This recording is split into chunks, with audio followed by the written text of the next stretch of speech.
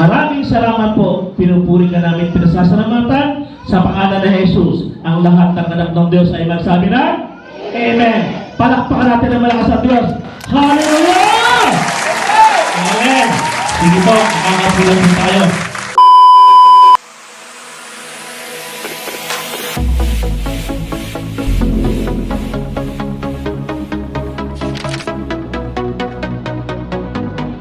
Gerald Pano TV.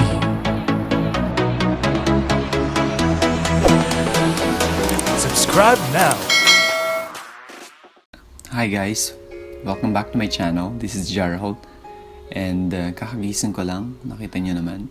So kapag morning, kaming mga Christians, pagkagising sa umaga ay devotion muna. So worshiping Jesus and then reading the Bible, meditating it. So yun.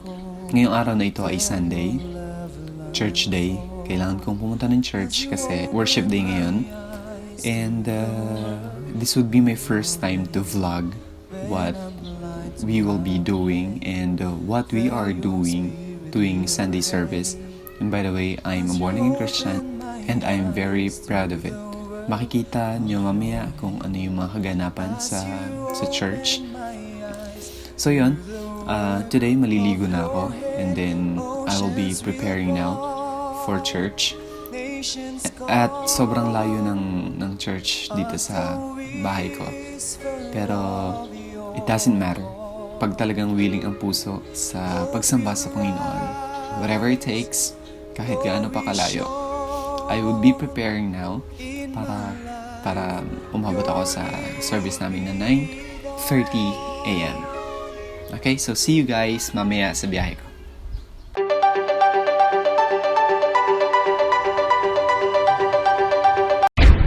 Okay, so I am actually done taking a bath. Dumating na si Kuya na manunundo galing sa church. Tapos nagbibihis pa lang ako.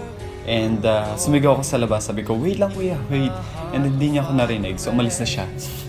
So I have no choice but mag-commute. 9:30 ang service. Kaya kailangan ko na siguro na mag-hire ng isang tricycle para pumunta doon. Kasi mahirap makasakay dun sa simula dito sa lugar namin papunta dun sa church. Kaya God bless me kung ano mangyayari sa akin sa biyahe. So I'll see you guys sa paradahan. Okay, so andito na ako sa labas ng bahay at pupunta na ako sa paradahan. Isisecure ko lang na yung mga binta-binta na tsaka yung aking pinto. Para syempre safe yung bahay pag alis ko. Kasi hindi natin alam kung ano mga mangyayari.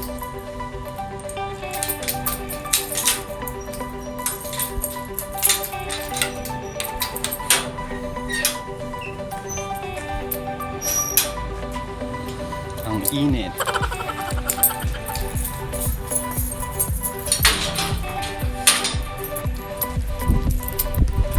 Okay, so I'm going to the paradahan na. Kalalabas ko lang ang bahay. Bahala na ito, laban-laban na ito. So wala nang hiya-hiya yan. Sino mong makakita. First time ko naman mag-vlog ng outdoor eh.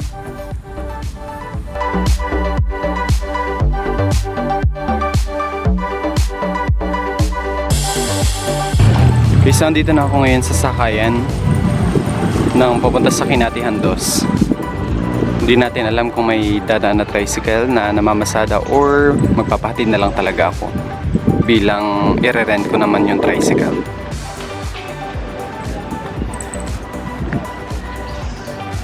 Ito.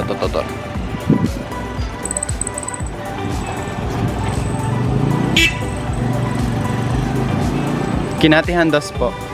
Naghatid po kayo sa Kinatihan 2? 70 po. 70. Highway lang? Pa? Highway lang? Apo. Malapit siya sa school pero Dacoron pa po. Medyo malapit sa may San Isidro pero hindi po aabot ng San Isidro. Keep up.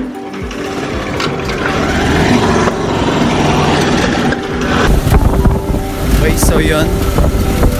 Nakasakay na ako ng tricycle at ngayon on the way na ako pupunta sa church sa Kinatihan maintindihan. Because medyo malayo-layo siya na journey. Pero enjoy lang natin to since Sunday naman. At sorry po, late ako. Sa susunod ko hindi na mauulit. Mamaya, pagdating sa church, sigurado nag-start na sila. Ang una namin ginagawa tuwing Sunday service ay worship na, praise and worship. So sa praise and worship, of course, ito yung nag-aawitan kami, nagsasayawan, tugtugan, syempre, to glorify the name of the Lord. And lagi kami excited pag nag-worship. That's our main attitude. Oh, grabe yung hums. Taas ng hums. So yung attitude namin pagdating sa worship, dapat ay lagi kami excited. Kasi kapag hindi ka na excited, wala nang love. Ganun yan. So sige, mamaya na lang ulit tayo magkwento pagdating ng church. At let's take a look on the way. Ano yung dinadaanan namin at magkano tayo. Okay, I'll see you guys later at church. Okay, andito na ako sa church at super late na ako. Yun yung church. Super duper late na ako. After years later.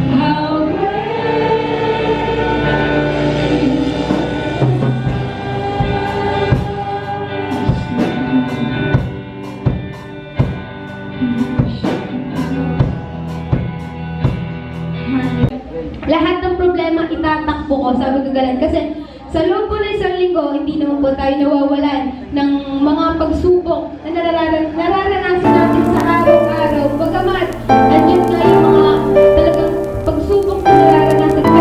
Pero hindi tayo mawawalan ng pag-asa. Dahil ang Panginoong Diyos ay nasa puso natin. At sabi nga dun, huwag mong hayaan ikaw ang kumapit sa Panginoon. Hayaan mo ang Panginoon ang kumapit sa iyo. At kahit anong mangyari, hindi ka bibitawan ng Panginoon. Saving faith. Iyon po pananampalatayang may kaligtasan. Ganito ka ba nananampalataya kapag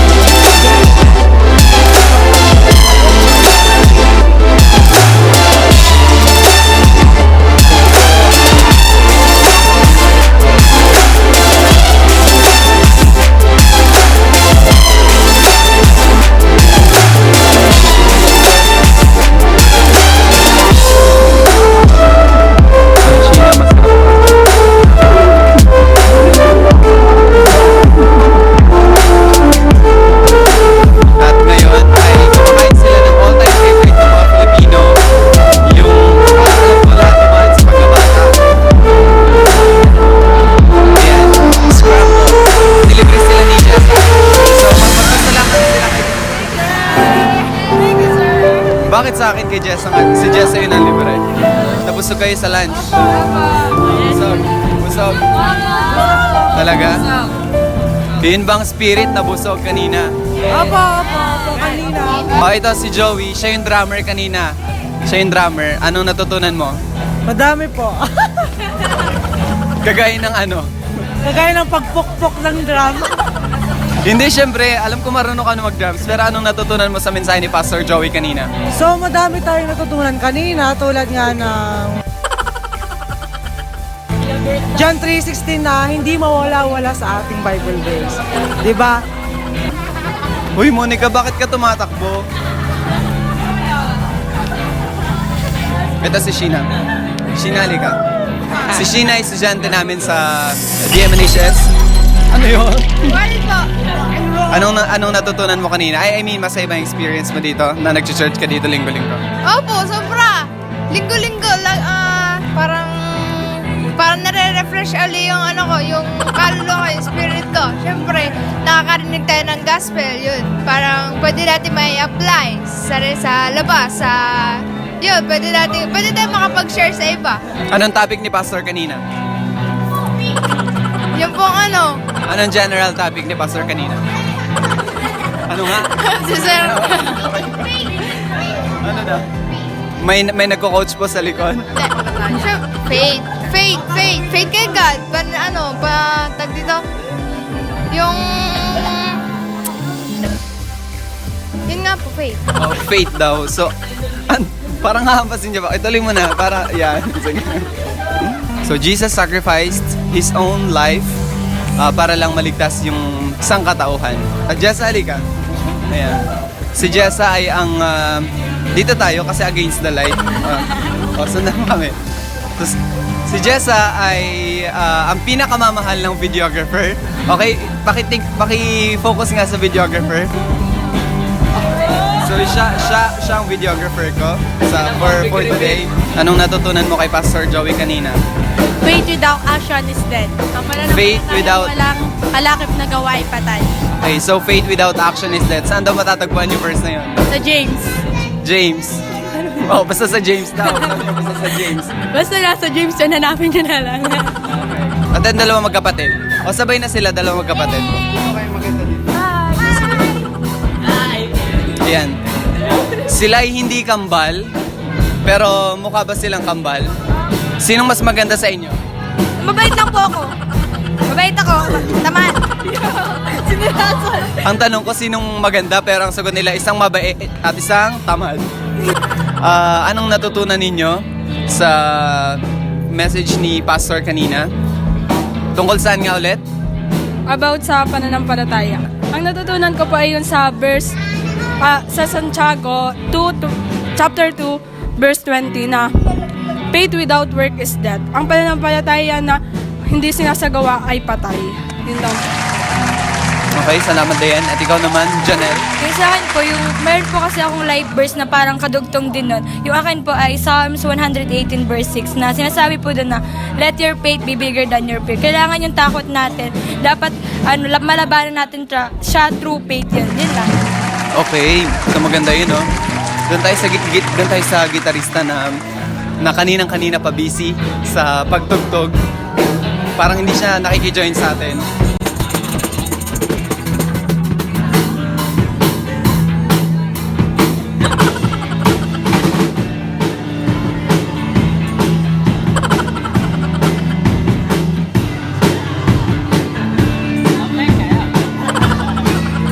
Kamusta ka naman? Ano tinutugtog mo? Yeah, alright. Ano tinutugtog mo? Rooftop, you know? Rooftops. Okay, so Rooftops, sinong band na kumanta? Jesus Culture. Jesus Culture. Yeah, this is a praise and worship song. Can you join us? Join us? Bakit di ka tumugtog kanina? I'm late. Because I'm late. Ayan. So kapag nalilate, hindi nakakatugtog. So anong natutunan mo sa message ni Pastor kanina? Faithful. For God so loved the world. Yeah. John 3:16, you know? For God so loved the world. talagang ang Diyos ay pag-ibig and gagawin niya ang lahat upang tayong mga sanlibutan ay mapapunta sa Kanya at di mapahamak, kundi magkaroon ng buhay ng walang hanggan. That's all. Thank you. Teka, baka naman kaya hindi ka nakatugtog kasi parang lasing ka naman. Lasing ka ba? Ay, mukha lang daw. Pero salamat. Magpakilala ka muna sa kanila para naman makilala ka. Just call me Roylan Solis if you're kailangan nyo ako. Just text me. Ayun, siya si Kuya Orlan. Okay, lasing yata siya, tara na.